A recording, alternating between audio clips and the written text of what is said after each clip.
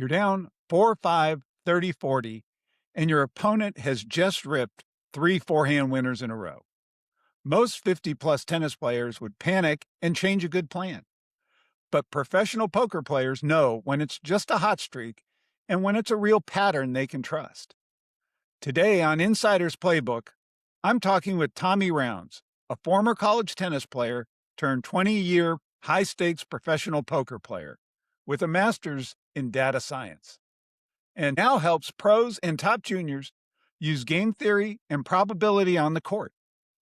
In this episode, we're going to use Tommy's poker background to explore a skill that translates directly to senior tennis: reading patterns versus reading people. We break down how experienced poker players separate emotional reads from statistical tendencies, and how senior tennis players can tell the difference between a temporary hot streak and a reliable, repeatable pattern, and when it makes sense to trust the data in front of you instead of your gut instinct. Tommy, it's great to have you on and excited to dive into this. Thanks so much for having me, Mike. I'm excited to be here. Well, let's just start with this. For listeners who may not know poker strategy, what is the difference between reading a person and reading a pattern? So, reading a person would involve looking at people's behaviors. It could be anything from emotions to physical mannerisms. People get as detailed as looking at somebody's neck pulse, the way they put chips into the pot, things like that.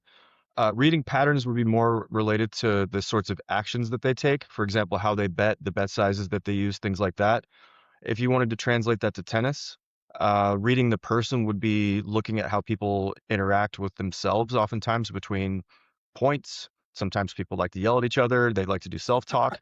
There's a ton of information in people's self-talk. Like you can get people going, "Oh, come on, Mike, fight," and if you're saying stuff like that, I could probably get a good read that maybe you might not be feeling so confident. Or somebody might say, "Ah, hit the ball," and they might be feeling tentative, things like that. Pattern-based reads in something like tennis, similar to poker, where you're going to be looking at where somebody hits the ball, Yeah. sorts of things that they like to do, if they have favorite shots, or if they have favorite patterns, if they're serving, if they have certain locations they seem to be going to way more than others. So that's kind of a quick overview in a nutshell of pattern-based versus person-based reads. It's funny when you talk about tells. I'm always remembering that story Agassi used to tell about Boris Becker, how he would stick his tongue out a little bit when he was Yeah. going to serve a certain way. So, Yeah, I came across that actually, and that was one of those moments where I realized I was a huge fan of Agassi and a huge fan of his strokes and the way he hit. But I realized at that point, like that guy's just a natural born, brilliant strategist too. He's not just hitting the ball; he's a very smart guy. and the fact he didn't reveal it to him when he was having a beer with them was Yeah, yeah, for sure. so. In poker, how do you separate a player's personality from the tendencies and how they bet? Can you do that? Yeah, there are certain people that might just from a visual look or the way that they act outside of the table, you might think, oh, they're going to be kind of meek, they're going to be mild.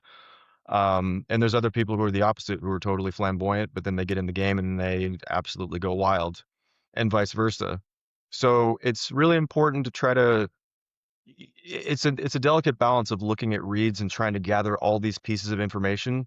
Like when I'm playing poker, I'm trying to pay attention to everything people say, all of that kind of stuff.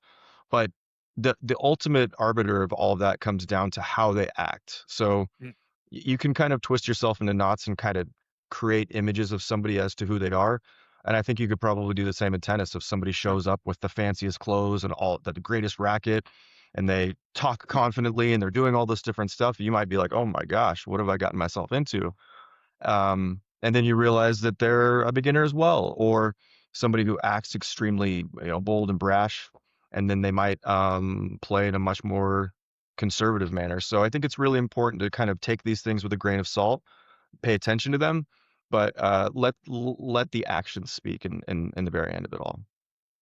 And probably their emotions too. Are there ways to, or do you have any examples of how an emotional read or somebody can use an emotional um, gesture or something to mislead their opponents or mislead another Absolutely. player? Absolutely. Like I mentioned before, if you're a self-talk person, You could toss out stuff like that. You could toss out little bits and pieces, or you could you could signal frustration, or you could say like things like I mentioned before. You could say, hit the ball, Mike, or whatever. Any sort of thing that you actually. The idea with that stuff is that you want to do it if it's something that you normally do. Because if it's something that's out of the ordinary for you, if all of a sudden you're kind of the silent guy, and then all of Right. a sudden you're talking and you're doing a lot of stuff, and it doesn't really add up to what you're actually doing on the court, it's kind of obvious what you're doing. But if you do that kind of stuff, it's absolutely possible to kind of toss out little nuggets here and there, or if you have somebody who's watching you, kind of quietly be like, "Oh my gosh, I'm feeling so tired from last night." Little little things like that if you're willing to go down the gamesmanship route. But generally speaking, I think that the two approaches would be to kind of, your verbal and body language to kind of do a little bit of acting here and there. Um, and the other one is just to try to be cognizant of those sorts of things and try to not give away stuff. Those are kind of the two real valuable things. It's funny when you're watching the pros. I mean, you have some people that are just like ice when they play. You don't know whether they, like Rabakina or somebody like that. You don't know whether they Yeah. hit a good shot, a bad shot. And then you have people that like a Rublev that boy or Ostapenko who, has a face after every single shot. Absolutely. And I would say my advice on that would be try to like if you're somebody who is emotional, it's Mhm. okay to be emotional, but you want to try to maintain your consistency. So if you're the emotional person and then when things get tight, you start to clam up or you're not feeling good, that's information that you can be revealing. But also Huh. if you're the kind of person who gets really bottled up and someone like myself or somebody else says, "Hey, don't give away anything," you might actually kind of twist yourself into knots and make yourself play worse. So the Right. most important thing I think is to just kind of realize who you are and allow yourself to be. Like if I got with Rukana and said, "Hey, you got to show more emotion. You got to let it out. You got to give, the Nadal fist pump and do stuff like that." It's going to throw her off. Whereas Rublev, if I said, "Hey, man, don't give that stuff away. Don't do that," he's gonna bottle too much of it up, and he's probably gonna end up playing worse. He'd only hit himself on the head with the racket twice instead of 5 Yeah. times. Yeah. Baby steps, yeah. So, how would you translate some of the, you know, some of this into tennis for players, especially like senior players, that, need to read somebody? I think that, like I said, make sure that there's a lot of information that people give away in places that are kind of underrated. Like when you're talking to somebody before a match, if there's any small talk, or if you see the way that they're talking to other Mm, people, oftentimes people will give away stuff. You can see stuff where people are kind of like, if you see people kind of moving and doing this a little bit more than usual, you might get a feel, or if they're kind of, just kind of shaking their back out or something like that. There's a lot of little micro pieces of information that you can get from people where you might realize, if I move them around, they might not be super happy about it today, given how much they're doing the extra stretching and things like that. right, So, right. so I Okay. think that, yeah, looking for those sorts of things that they might seem like they're not part of the match because they're before the actual first toss goes up, but there's a lot of stuff that can come through with all of those things. Even if it's something as simple as somebody says, "Hey, I watched this match. I can't believe that this person plays this way." There's lots of little things that you can start to get little reads on. So when you're playing somebody in poker, is there a way to tell the difference between they're just like on a hot streak or they really know what they're doing and they're very calculated in what they're doing and playing That's a and how great they're question, playing? and that's a one area that people get tripped up a lot, and I think that the key is in short-term samples, it actually is really, really hard to figure out the difference between what's going on. So if I'm playing against somebody and in a short span, all of a sudden they bluff or they show a bluff 3 times in a row or something like that, it'd be really easy for me to be like, "Oh my gosh, this person's crazy. They just bluff it all the time." But those short-term bits of randomness can be really confusing because sometimes stuff just happens in a short streak, and the same thing can happen in tennis. But I guess a really simple way to put it is like if you and I were to flip a coin and we're going to flip it 10 times, it doesn't just go heads, tails, heads, tails. Anything that's happening with sort of uncertainty or probability, there's the possibility for streaks to happen. So if you play against somebody in tennis and then the first 3 serves that they hit on the deuce side, they hit out wide, it's really easy to get caught up and go, "Oh my gosh, they just served to the forehand every time on the deuce side." But Mhm. that could be just kind of their randomization and one of those little outlier things. So I would say that the best way to figure that stuff out is to draw your conclusions really loosely in short-term stuff. Try to pull in extra bits of information that you might have heard them say or do. Maybe you've seen them out at the court with the bucket of balls and they have the cone set up to one spot, and then you play them in the match and they're doing the same thing. That might allow you to kind of mess around with those shorter term samples. But I think the best long-term advice that I could give would be hold on to those very loosely and then try to make a big sample because that again, that short-term randomness is something that could really, really be confusing and just comes about just because of the way probabilities work. So when should you, use your gut instinct versus, trusting the data that you're actually seeing?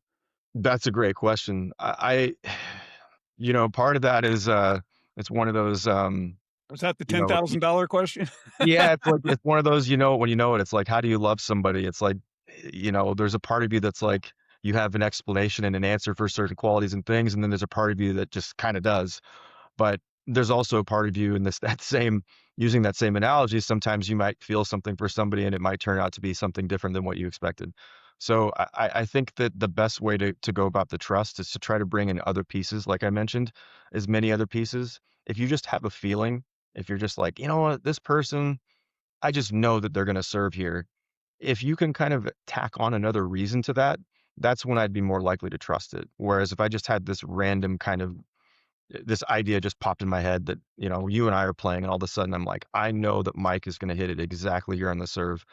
If I had a reason for that, if I was building off of things you've done in the past, some other things you told me, or maybe things I'd seen you do in other matches and things, I'd be much more likely to go with that gut feeling than if it was just one of those sort of, I feel like these are the right numbers to pick for the lottery sort of feelings, that you're just pulling out of thin air.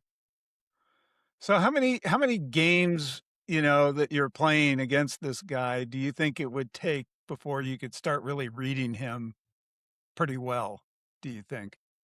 I mean, Could it be the I first think it's 3, gonna the first depend on 5? I think in a few games you can start to get a real good feel, especially probably more from ground stroke rallies because there's going to be more shots that are hit in a ground stroke rally than there's only, there's one first serve that's hit to start a point, but there's multiple ground strokes that are hit. And so you can start to get more of a read, I think, pretty quickly. You can get pieces of information. I mean, people like Brad Gilbert have spoken about this as well, where you can get information even from the warm up, how Mhm. somebody's hitting in the warm up. Maybe they stand a little bit over to the side to protect their backhand so they don't have to hit it. You can get those kinds of things. But I think a few games in, you can grab those sorts of things and start to get a feel. And I think the way that I would do it is I wouldn't be so scared of just drawing conclusions off of small samples. I would just kind of draw them with a pencil, so to speak, rather than a pen. Just kind of Right. loose conclusions, but don't be afraid to draw them, but just don't be too wrapped up in them. Okay, okay. If you had to give senior players one rule for reading opponents, really accurately, what would you suggest? One rule. That's a great question. I'm gonna go. Uh, outside of some of the things that I've said, I think one of the sort of a little bit more um, unintuitive, maybe sorts of ways to look at it is to look inward. I think a lot of times when I'm playing against somebody, whether it's poker, tennis, or any sort of a game, a lot of the time, the things that they're doing that are hard for me to deal with, I'm probably not the only one, So Mm, if you're playing a tennis match against somebody and somebody's doing something that's really difficult, um, chances are that you're not going to be the only one who feels that way. So those are the sorts of things to maybe be on the lookout if you know that your opponent is a thinking player. And those are the also the things to kind of look at to maybe try to incorporate and do to your opponent. But I think one thing to look for to read to people is in tennis, I would say looking for comfort. I think that you can get a lot, and especially at the mhm, recreational level, you yeah. can really kind of get a feel for how comfortable somebody is when they hit their shot.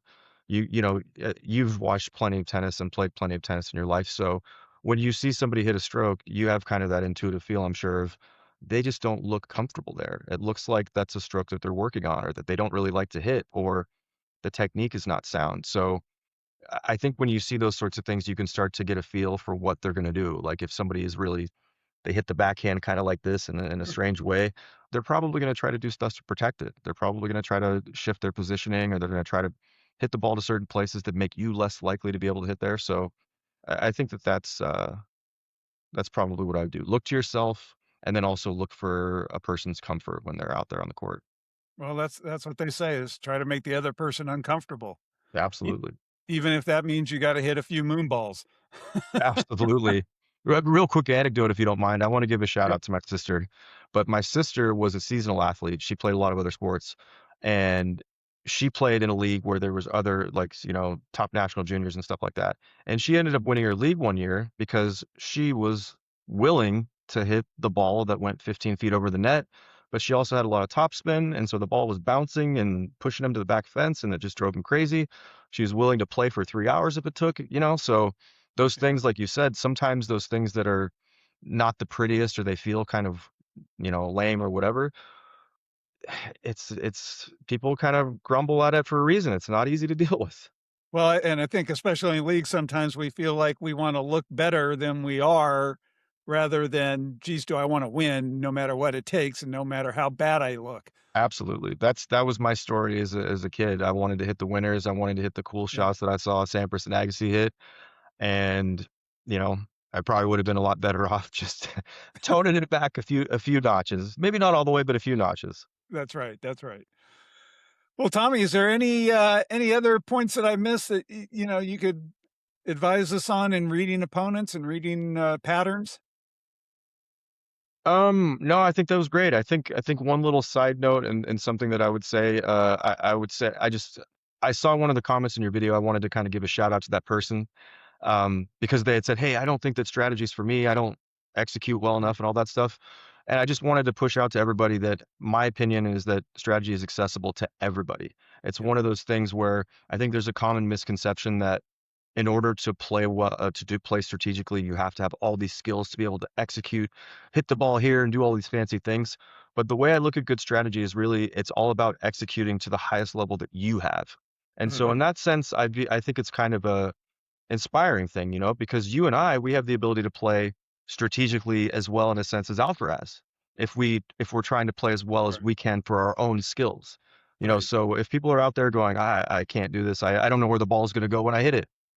You absolutely have a game that you're building off of that you can play the best for what you have. So, um, yeah, that's the last thing I would say. And then most of all, have fun out there.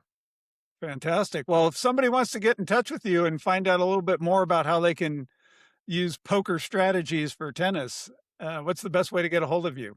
Absolutely. They can go to my website, gamesetmatchanalytics.com, and contact me through the form there, or they can just email me directly at tommy@gamesetmatchanalytics.com.